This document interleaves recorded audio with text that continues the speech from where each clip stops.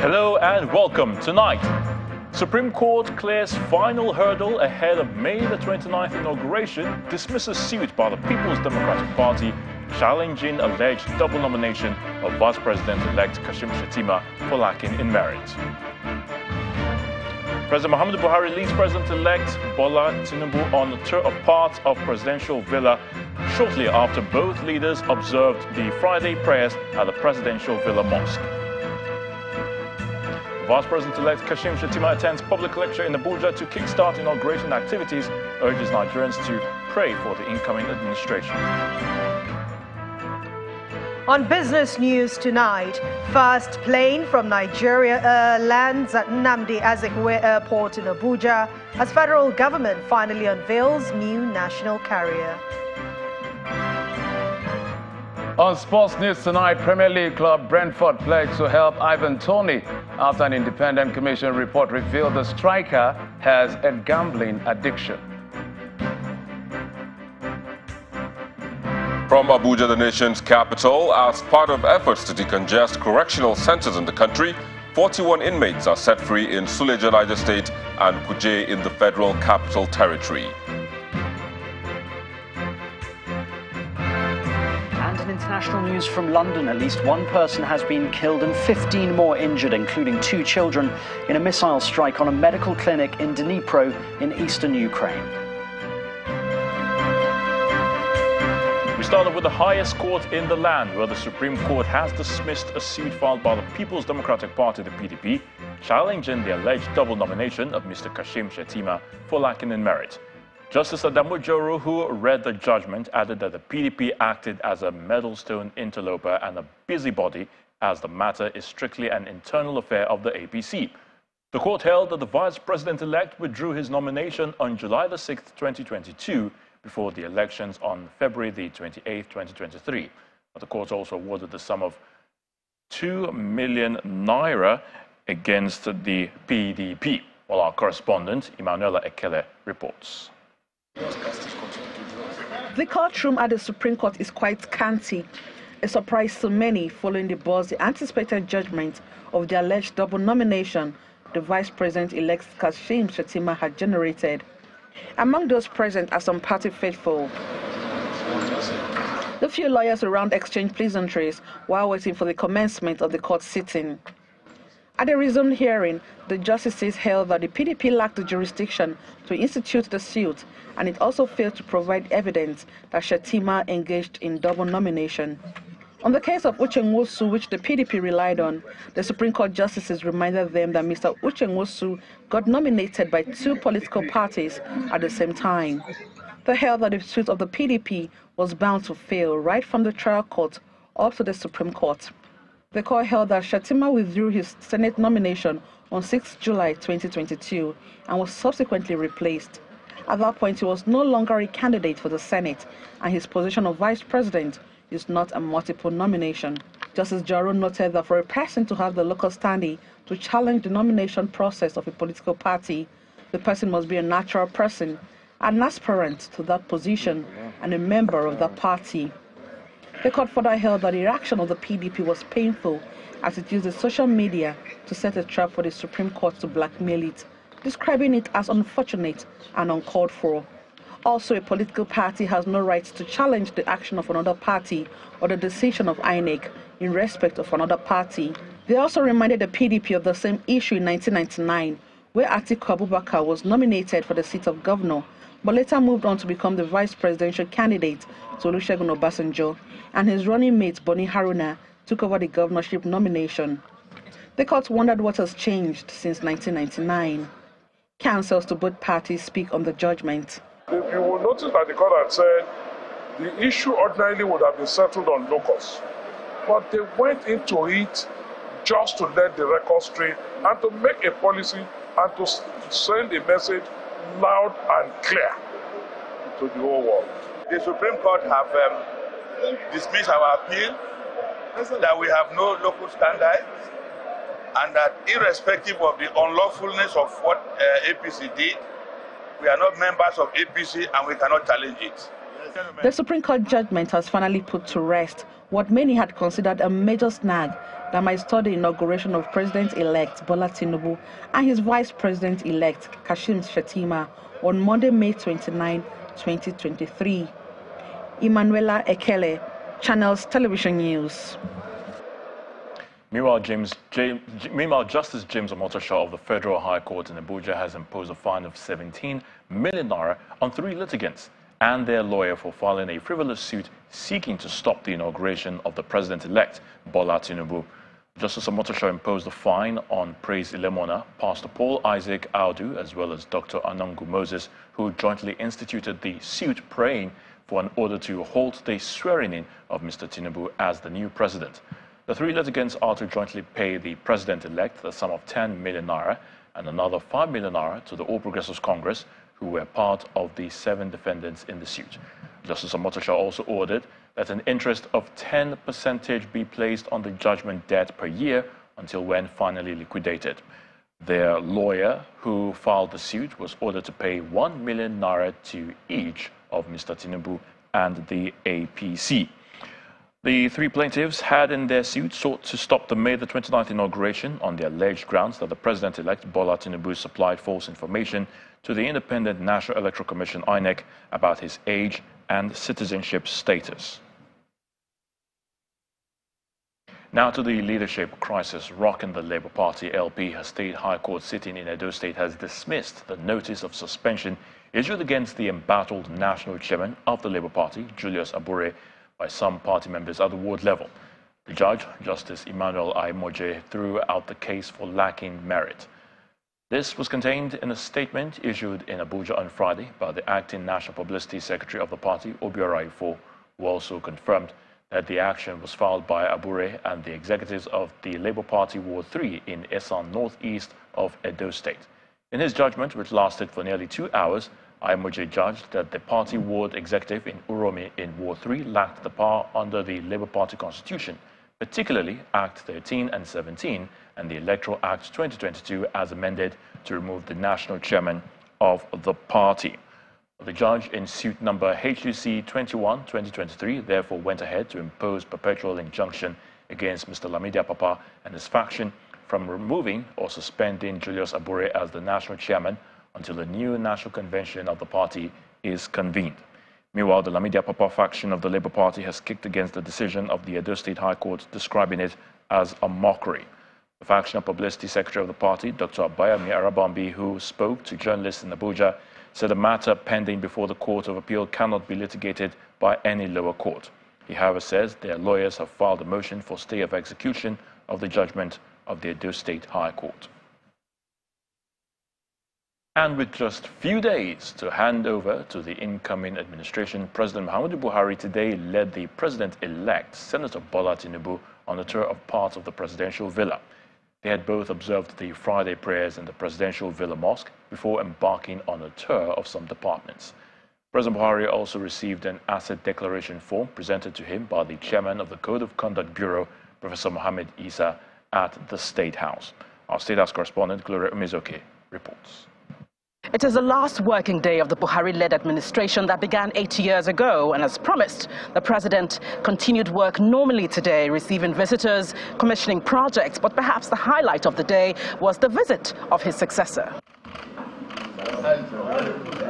An hour after midday, President Muhammadu Buhari received his successor, the president-elect Senator Bola Tinubu, who was scheduled to embark on a familiarization tour of the presidential villa less than 72 hours before he officially assumes office. President Buhari led the president-elect through his office building, the Executive Council chamber, the tea room, as well as the press gallery, as the state chief of protocol explained the functions of these areas to the visitor. Speaking on his renewed hope agenda, the president-elect is optimistic. In Nigeria, we need to change. And change we have to. Change our mindsets. Let's be poor. Breathe. Don't suffocate them. We have that responsibility. The Vice President, Professor Yemi Osinbajo, had hours ago conducted a similar tour of the opposite wing with the Vice President-elect, Senator Kashim Shettima. Separately, President Buhari received members of the Code of Conduct Bureau led by its chairman. The chairman presented to the president his Code of Conduct form, as the president directed expressly that all officials do same. Thank you very much indeed. All I will do now is to get my bank manager from Kaduna to use the latest bank account so that it will show what has gone in since I came. It's up to the system to follow up to make sure from vice president downwards, everybody that is going has filled out his form as he did or she did when they came in. From now on, the president would likely continue work from his glasshouse residence until May 28 in preparation for the handover. From the presidential villa, Gloria Umezuke, Channels Television News. Meanwhile, the president today stated that the All Progressives Congress, the APC, has maintained transparency in spite of criticisms by the opposition, whom he says created the impression that the party's leadership was incompetent and had put the country in a mess. President Buhari made the comment at the launch of a book titled A Promise Kept, a compendium of significant achievements of the Muhammadu Buhari administration 2015 to 2023 at the State House. The president assured Nigerians that the APC has achieved its set objectives as a political party, such that Nigerians have gained the understanding that they can vote against sitting governors. Our State House correspondent Gloria Umezuke again has this report. The Vice President-elect, National Chairman of the APC, senators as well as members of the National Working Committee of the APC converge for what would be the President's last official meeting as President in the Council chamber. The launch of a book titled A Promise Kept, a compendium of significant achievements of the President Muhammadu Buhari's administration, is at the heart of this convergence. The president in the past 8 years never resorted to any extrajudicial means to expand vengeance. I believe posterity will judge the president kindly. You can call whatever insult on him, but nobody can say what the book definitely will not contain most of the human touch that we have brought to governance in this country. We slowly undertook even the projects we met on ground, including the airports that were started by previous administrations, and we completed them without asking any question. You don't believe it, always, is that these are monies that belong to the good people of Nigeria, and they don't need to waste them. So you completed these works and started new works. In a response, President Buhari expressed satisfaction with the party's track record, particularly during the last elections. The opposition has created the impression outside the country that we are going into a mess because we are in constant leadership of the party. We have really proved that democracy is worth defending. Democracy is worth defending. If Nigerians have understood now, otherwise how can they vote against their sitting governors, stopping them from going to the Senate to rest? The president disclosed that he would dedicate the next few days to signing important documents as he reiterates his desire to leave office. From the presidential villa, Gloria Umezuke, Channels Television News. In part 2 after the break, tonight we continue our x-ray of the last 8 years of the Buhari administration as we turn our attention to the education sector. That's in a moment. To join us again. Welcome back. If you just joined us, you're watching the news at 10 live on Channels Television Lagos. A reminder of our top stories. Supreme Court clears final hurdle ahead of May the 29th inauguration, dismisses suit by the People's Democratic Party, challenging alleged double nomination of Vice President-elect Kashim Shettima for lacking in merit. President Muhammadu Buhari leads President-elect Bola Tinubu on a tour of parts of the presidential villa shortly after both leaders observed Friday prayers at the presidential villa mosque. Vice President-elect Kashim Shettima attends public lecture in Abuja to kickstart inauguration activities, urges Nigerians to pray for the incoming administration. And at least one person reported killed and 15 injured, including 2 children, following missile strike on a medical clinic in Dnipro in eastern Ukraine.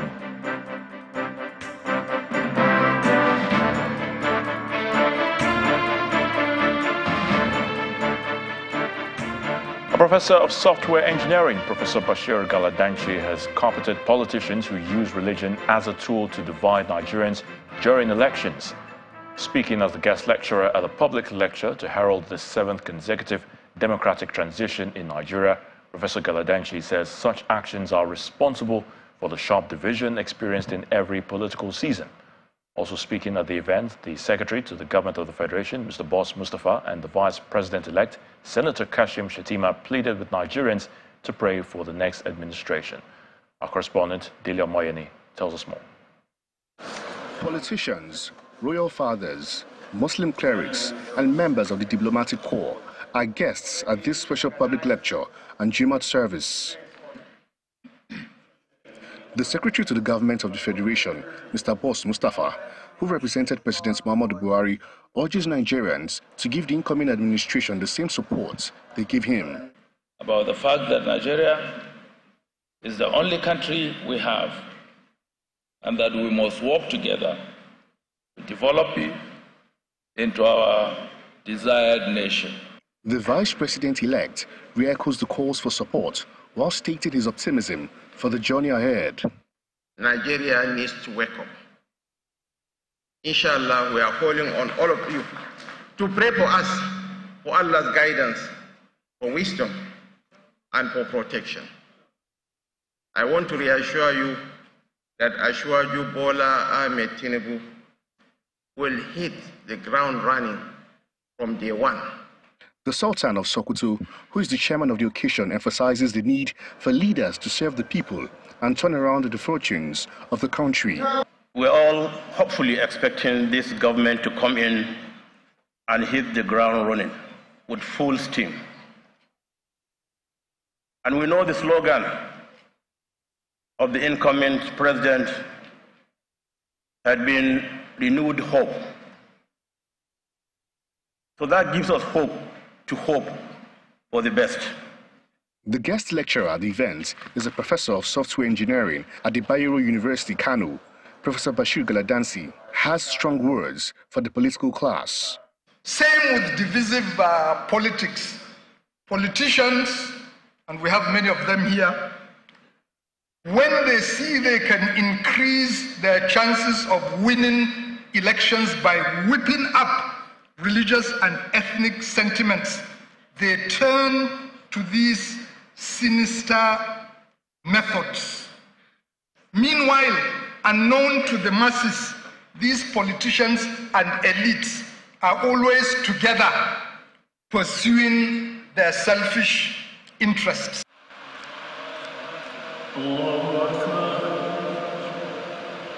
After the lecture, prayers were held during the Jumat service for the success of the incoming administration and the country. Delia Moyeni, Channels Television News. It's a mixed bag for Nigerians as far as the education sector is concerned under the administration of President Muhammadu Buhari. The school feeding program, the approval of teachers' new salary structure, and the review of the retirement age for teachers are some of the successes of the administration. However, months of industrial action by workers in the sector remain a sore point under the administration. This next report reviews the education sector under the administration of President Buhari. And defend the Constitution of the Federal Republic of Nigeria. President Muhammadu Buhari came into office with a promise to revitalize the education sector. As part of the Change campaign slogan of his party, the All Progressives Congress, President Buhari promised the full review of the Universal Basic Education Act, with emphasis on gender equity in primary and secondary school enrollment, while improving the quality and substance of our schools, targeting up to 20% of the annual budget for this critical sector, while making substantial investments in training quality teachers at all levels of the educational system. Reduce examination malpractices in the sector to a low level, enhance teacher training and improve the competence of teachers, provide 1 meal a day for all primary school pupils while creating jobs in agriculture, catering and delivery services. Though he appointed the Ministers of Education 6 months into his administration, the President convened a special retreat to address the challenges in the education sector. We cannot progress beyond the level and standard of our education. Today, it is those who acquire the most qualitative education, equipped with requisite skills and training, and empowered with practical know-how that are leading the rest. We cannot afford to continue lagging behind. In 2017, 550 billion naira was allocated to education out of the 7.29 trillion naira total budget. The President subsequently reduced allocation to the sector from 7.1% in 2019 to 6.9% in 2020. The allocation to the sector rose from 7.9% in 2022 to 8.8% in 2023. The last 8 years in the education sector, I wouldn't say the administration has been outstanding. Try as they have done to provide infrastructure to intervene through TED Fund, through UBEC, I would say it's been less than salutary. The administration had its fair share of industrial action, as labor unions in the sector demanded improved welfare and adequate funding of public schools. For instance, the Academic Staff Union of Universities embarked on industrial action at different times in 4 years under the administration. In 2017, for 1 month. In 2018, 3 months. In 2020, 9 months. And in 2022, for 8 months. Based on the agreement we reached the government in December 2020 and the promises they made, we suspended that strike. But unfortunately, as we speak so, virtually all the items in that MOA have not been implemented. The administration also implemented the school feeding program, the approval of teachers' new salary structure, and the review of retirement age for teachers. However, Nigerians believe the administration should have done more. Despite the introduction of the school feeding program, the number of out-of-school children hit an all-time high at 20 million, as Nigeria ranks as the 3rd largest in the world. UNICEF figures, statistics, has also been a subject of argument, but we also have to realize that getting people to enroll is not just a function of a day program. A bigger cause for distress for the administration is the abduction of students, mostly across northern Nigeria. Perhaps this is an inherited phenomenon, as the administration failed to rescue the remaining abducted Chibok schoolgirls. There were subsequent attacks in Maiduguri in 2017 and in Dapchi, Yobe State in 2018. Although the Dapchi schoolgirls were released, one of them, Leah Sharibu, is still held captive 5 years later. Attacks on schools between 2020 to 2021. 25 schools attacked in northwest Nigeria. 1,470 students were abducted in northeast. 25 education personnel in northeast Nigeria. 51 schools experienced armed attacks.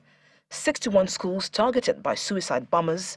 11,500 schools closed due to fear of attacks. The whole idea of the Safe School Plan is in recognition of the prevalence of cases of attacks and violence in Nigerian schools, and it is devastating impact on school and host communities.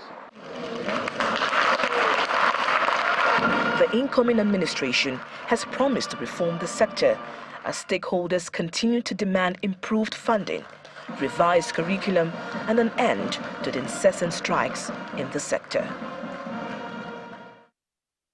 Let's now head to the nation's capital, where Victor Matthias is standing by to give us the latest at our Abuja studios. Hello, Victor. Over to you. Hello, Ayatunde. Thank you very much and welcome to the nation's capital. Now, President Muhammadu Buhari says the achievements recorded during the last 8 years of his administration is largely because of the harmonious working relationship with the 9th National Assembly. The president made this declaration at the official commissioning of the permanent site of the National Institute of Legislative and Democratic Studies in Abuja. He further rates the 9th Assembly as the most productive, while explaining that his confidence in the workability of the National Assembly led to his support for an independent parliament in 2015. This is a milestone in Nigeria's commitment to democracy and legislative excellence as the National Institute of Legislative and Democratic Studies, NILS, opens its permanent site. Located along the airport road in the Federal Capital Territory, the edifice is intended to improve the capacity of members of the parliament. President Muhammadu Buhari is accompanied by the leadership of the National Assembly as well as the Director General of NILS, Professor Abubakar Suleiman, for the commissioning of the facility. This facility is operational as the administration of President Muhammadu Buhari winds down while the 9th Assembly prepares to exit. The executive-legislature relationship comes into the mix at the inauguration of the NILS permanent site. I have traversed all parts of Nigeria in the last few days, commissioning several critical national infrastructure that our administration has completed over the last 8 years. Our successes as a government are primarily due to the harmonious relationship between the executive and the legislature. This 9th Assembly will be remembered as one of the most productive in terms of outputs and outcomes. I cannot leave this place without emphasizing what you have been able to achieve with us in the 9th National Assembly. Whatever the executive has been able to achieve, and you have achieved a lot, is because this 9th National Assembly has always been there to give you the kind of support that you need to achieve what you have so far achieved. About 70% of the incoming federal lawmakers are new to legislative proceedings, and dignitaries believe the facility will improve the capacity of the new federal lawmakers. This is the first of several legislative projects slated for completion and commissioning to place the National Assembly at par with other parliaments from more advanced democracies. Today, therefore, marks an opening chapter in the history of the Nigerian National Assembly, as its only statutory think tank institution now parades a convenient academic environment conducive for learning, training, and research in legislative and other democratic processes. The management of the institute hopes this facility will serve as a hub for learning, collaboration, and the exchange of best practices, fostering a culture of legislative excellence in Nigeria. Now, still ahead on the news at 10, the wait is finally over as the first plane in the fleet of Nigeria's national carrier lands at the Nnamdi Azikiwe International Airport in Abuja. That's in business news in a moment. Do join us again. Many thanks for staying with us and welcome back. Now, as part of efforts to decongest the nation's correctional centers, 41 inmates have been released in the last 2 weeks from the facility in Suleja, Niger State and Kuje in the Federal Capital Territory. The FCT Controller of Corrections, Mr. Ibrahim Idris, gave the figure at the release of some inmates at the Kuje Correctional Center. And a Danish dairy company, Arla Foods International, has opened a farm in Kaduna State that will help impact the Nigerian industry and reduce overdependence on the importation of dairy products into the country. The farm, which is located at Damo in Kubo local government area of the state, has been described as the largest dairy farm in sub-Saharan Africa. Speaking at the commissioning of the farm, Governor Nasir El-Rufai says the Damo household will transform cattle rearing from being a culture into a profitable business and help in curtailing farmer-herder conflict in the state. A memorandum of understanding for the establishment of a Damao household farm project was signed between the Kaduna State Government and Arla International in 2019. The company, which is regarded as the largest dairy farm in Africa, is equipped with modern facilities and technology to ensure the production of high-quality milk with a capacity of over 400 cows. It is expected to produce over 10,000 liters of milk daily to meet the local demands. Governor Nasir El-Rufai of Kaduna State, accompanied by his deputy, the officials of the company as well as the ambassadors of Denmark and the European Union, is here to commission the newly completed facility.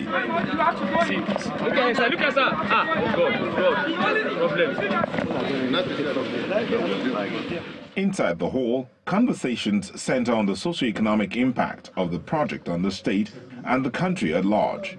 In Arla, we are always looking ahead. Our vision is to create the future of dairy. Because dairy is a vital product. It gives good nutrition to the many. The project is a partnership between the Danish company and the Kaduna State Government. We hope 1,200 families will be doing something like this with cows purchased and supplied by the Kaduna State Government from South Africa on the advice of Allah.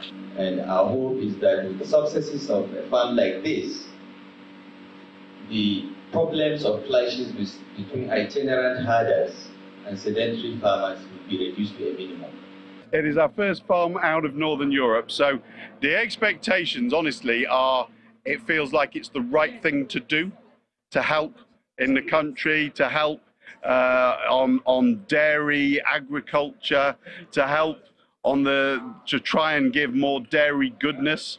Arla Foods International believes the Damao household farm project, apart from being a pragmatic and sustainable solution to security challenges that accompany nomadic livestock production, will help expand Nigeria's capacity in the production of high-quality milk and reduce the dependence on imported dairy products.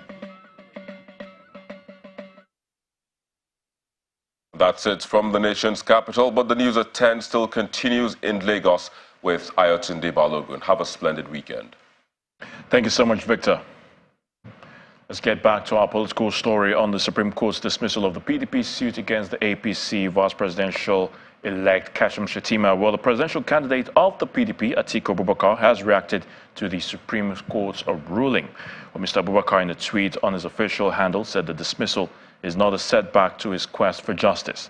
According to him, quote, "Our legal team are primed to robustly prove that the election of February the 25th was fraudulent, did not comply with the constitutional requirements and the electoral guidelines of the Independent National Electoral Commission." He added that the announced winner was not even qualified to contest the poll. The former vice president insisted that the battle for democracy and the enthronement of a new order to spur growth and development in Nigeria is one to which he has committed his all and for which he is not ready to walk away at this point when the nation is at a crossroads. Speaking further, Mr. Abubakar said that sooner rather than later, quote, "Our esteemed justices will make the pronouncements that will serve as a befitting requiem for mandate bandits," urging all his supporters to exercise patience and conduct themselves peaceably as he and the PDP diligently conduct their litigation at the Presidential Election Tribunal Court. The Inspector General of Police, Usman Alkali Baba, has commended the Rivers State government for providing the right tools and environment for officers in the state to work. The IGP made this known while commissioning the Police Tactical Operations Center built by the Nyesom Wike administration in Obiakpo local government area. He explained the infrastructure, in addition to other interventions by the state government, meets his vision of e-policing.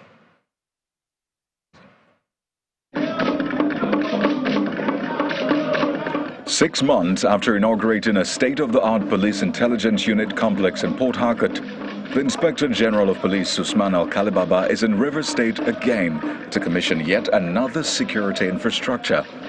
This time, it's a building for police tactical operations constructed by the Rivers State government on the popular Ada George Road in Rumwe Precom, the home of Governor Nyesom Wike in Obiakpo local government area. Though the interior cannot be exposed for security reasons, the complex is said to house 20 offices on the ground and first floors, 3 categories of cells, training and control rooms, amongst other features. Governor Wiki explains why his administration deemed it necessary to support the police and other security agencies.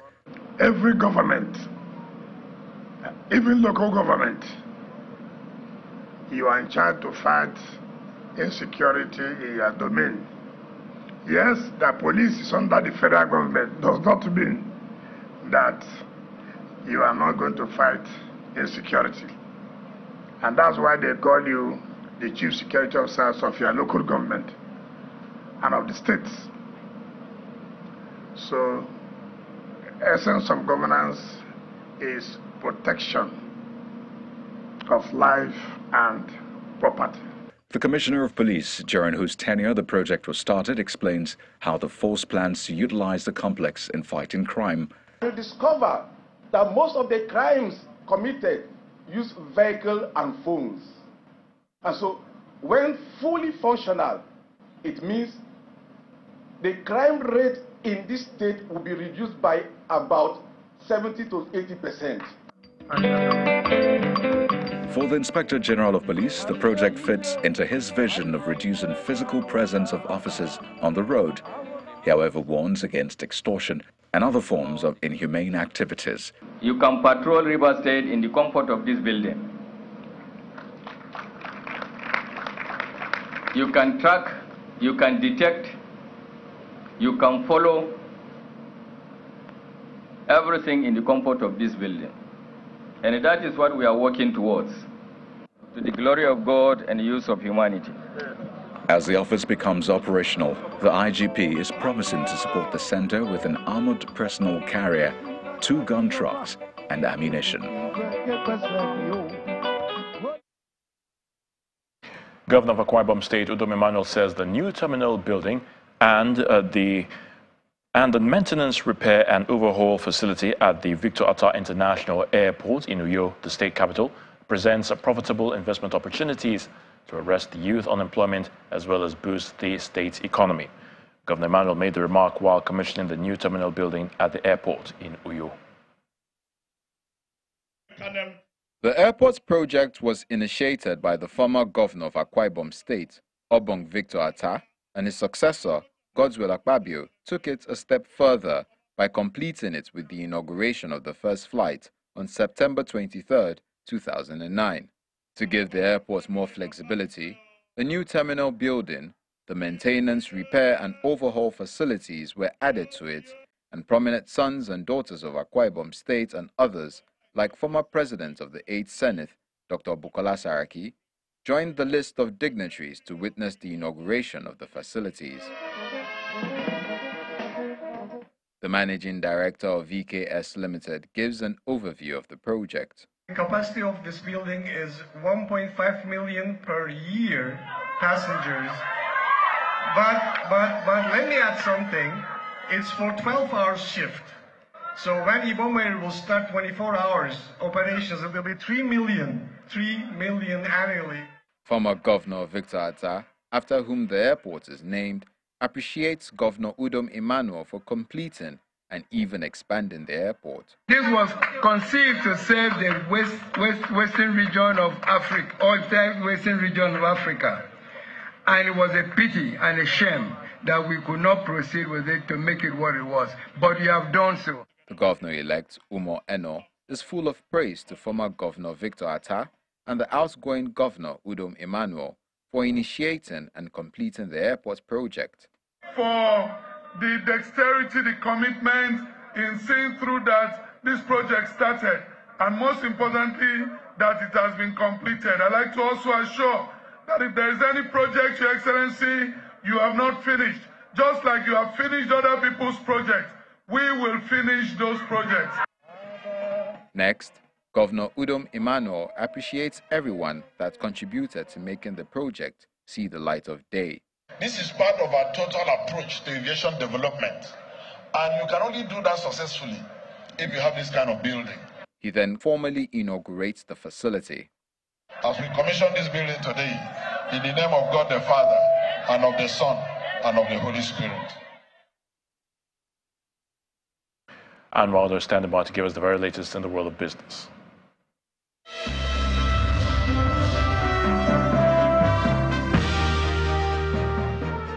Thank you, Ayotunde. Hello and welcome to Business News. The federal government today unveiled the country's national carrier, Nigeria Air, in Abuja. The Minister of Aviation, Hadi Sirika, performed the ceremony at the Nnamdi Azikiwe International Airport. 30 aircrafts are expected to form the fleet of the Nigeria Air in the next 5 years. However, only one aircraft has arrived.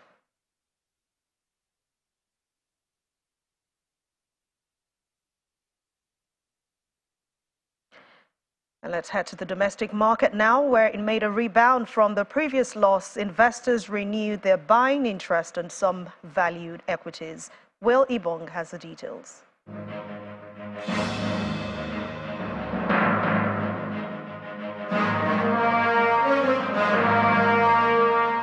Welcome to the stock market report, and the NGX makes a rebound in the final trading day of the week.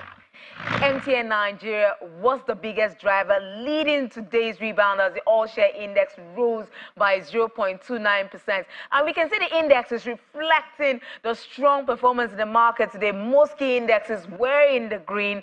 Now, the Tier 1 banks pushed the banking counter by a massive 2.14%. Corn oil changed the status today, joining the league of gainers. Its share price appreciated by nearly 10% to close at 47 naira 95 kobo from its open of 43 naira 60 kobo. Investors are taking advantage of lower prices and taking position in the markets. Not a bad finish in the fourth trading week of May. And that's the stock market report. And Will Ibang is back to you, Anne. Thanks for watching Business News Tonight. I'm Anne Nwawado. The rest of the news at 10 continues now with Ayotunde. Have a wonderful weekend. Thank you, Anne. Russia has destroyed the hospital in the eastern Ukrainian city of Dnipro, its latest missile attack so far. Russia's strikes on Ukraine have intensified in recent weeks ahead of an expected Ukrainian counteroffensive. Here's Simon Pusey with more on this and other international stories in Around the World in 5. Good evening and welcome to the Channel studios here in London with your international news around the world in 5. At least one person has been killed and 15 injured, including 2 children, in a missile strike on a medical clinic in Dnipro in eastern Ukraine.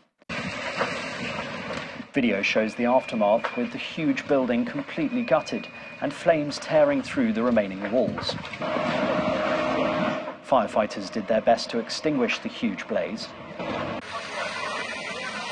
Ukrainian authorities said they shot down 17 missiles and 31 drones launched from Russia overnight. The United States Treasury Department statement says Russian private military group Wagner may be operating via Mali and other African countries to obtain weapons for the war in Ukraine. The statement said the group's employees may have been trying to procure mines, drones, radar and other equipment for the war. Wagner is known to be operating in some African countries, including Mali.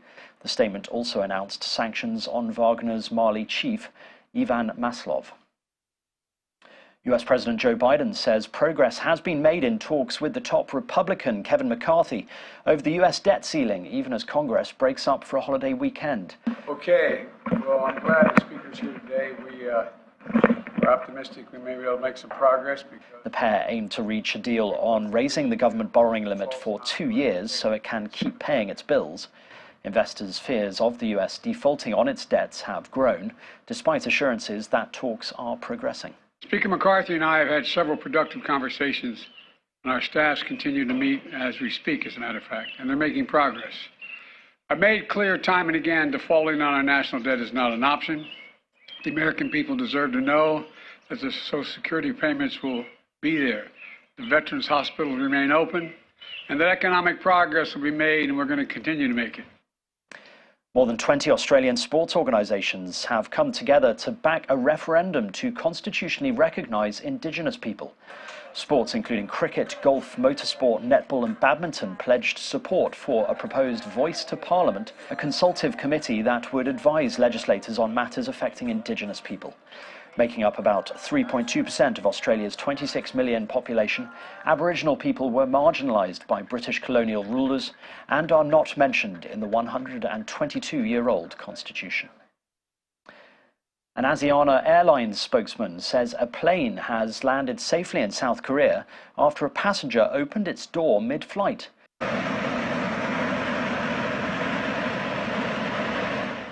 Video footage filmed by a person on the flight showed wind rushing in from the open door.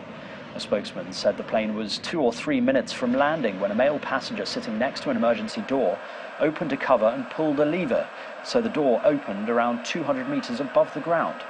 No one was hurt in the incident, but 9 people were transferred to a nearby hospital after suffering breathing issues. Killer whales have severely damaged a sailing boat off the coast of southern Spain, adding to dozens of orca attacks on vessels recorded so far this year on Spanish and Portuguese coasts. A group of orcas broke the rudder and pierced the hull after ramming into the Mustique on its way to Gibraltar. Yeah, oh my God. Prompting its crew of 4 to contact Spanish authorities for help.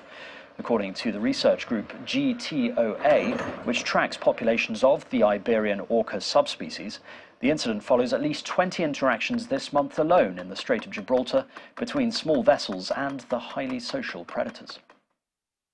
And more than 230 old cars, including some classics worth several €100,000 each, are being auctioned in the Netherlands after being stored for decades in a dusty barn by a secretive collector known only as Mr. Pullman. Dealer Gallery Aldering became the new owner of the collection a few months ago after Pullman, who does not have any heirs, was forced to sell it due to his age and medical reasons. He never showed off his cars, but instead kept them a secret, scared people might steal them. Bart Aldering says he clearly loved his cars, starting them regularly to keep the engines healthy. The collection contains cars including Alfa Romeo, Lancia, Maserati, Ferrari, Aston Martin, Jaguar and many others. And that's your international news around the world in 5. Now back to the Channel's studios in Lagos.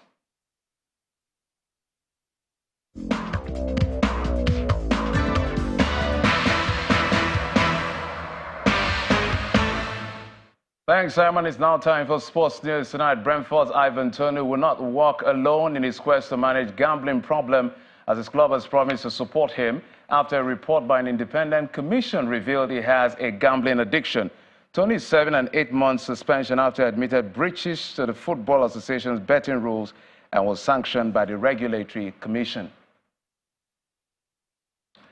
Manchester City manager Pep Guardiola has asked Spanish football authorities to follow the Premier League's example in the fight against racism after the abuse suffered by Real Madrid star Vinicius Jr. Guardiola believes the Premier League has set an example of what he considers strict reaction to any outbreak of racist abuse. Arne Slot, who ruled himself out of the running to take over at Tottenham Hotspur, has signed a new contract at Dutch League champions Feyenoord, which runs till 2026. Spurs were determined to get Slot after he secured the title with Feyenoord this season.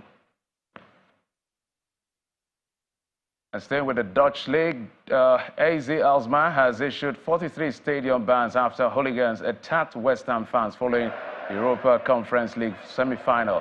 Hooded AZ fans tried to storm the area reserved for friends and family of West Ham players and management after the game on May the 19th. And as it on sports news, Jeffrey Zongo is back to Ayatunde for the rest of the news at 10.